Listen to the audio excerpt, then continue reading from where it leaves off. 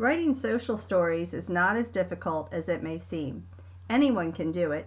Give it a try. We all have problem behaviors that we deal with on a daily basis. There are a lot of tools available to help us deal with them. One popular tool is the use of a social story. But what if you cannot find a story that is readily available that fits your particular situation? Try writing your own. It's not that difficult or scary. Here are some simple rules to follow. First, clearly address the problem in the title of your story. You want your student to understand right from the beginning what the story is about. Second, make it as personal to your student as possible. Use pictures of boys if your student is a boy and girls if your student is a girl. Keep the pictures simple but engaging. I find most of my pictures through Google searches. Next, remember to keep it in a positive tone. Your students should realize that this may be a common problem and it is no big deal. Build confidence in your student that you will be able to help them overcome this issue. In the first few pages, clearly address what the problem behavior is, where it commonly occurs, and any triggers that may set it off. That way, the student can clearly visualize him or herself in that situation.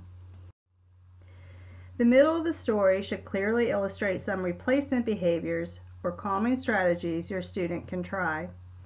I like to keep mine as a numbered list. That way you can quickly make a cheat sheet for your student to carry around and refer to. Remember to use simple text and avoid figures of speech. Make it clear and direct. Finally, the end of the story should reinforce to the student that it is okay if they make a mistake and the behavior reoccurs. They need to know that they simply need to try and do their best. Of course, there are certain behaviors that are simply not acceptable at any time, like those that could lead to an injury.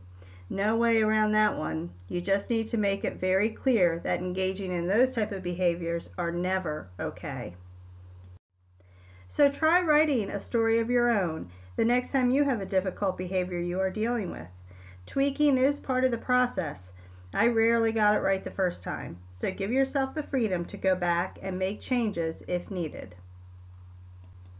If you would like to see more examples of social stories and how they can be incorporated into your classroom, visit my store, Special Needs for Special Kids, at teacherspayteachers.com. I currently have over 35 social stories available. You'll be amazed at how a small addition to your day can have such a positive and significant impact on the behavior of your students.